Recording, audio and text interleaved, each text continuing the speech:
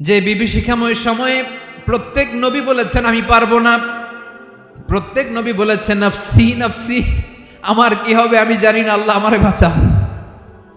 প্রতিটি নবী বলবে নফসি নফসি, আল্লাহ তুমি আমারে বাঁচাও আমারে বাঁচাও। বিশ্বনবী মাথা তুলবেন, তুলে বলবেন রব্বি হাবলি উম্মতি, আল্লাহ তুমি আমার গুনাহগার উম্মতকে বাঁচাও। এই দুনিয়ার বুকে রব্বুল আলামিন সব নবীকে একটা করে দাওয়া মুস্তাজাবা দিয়েছেন, মানে যে দোয়া করলে কবুল হয়ে যায় সাথে সাথেই।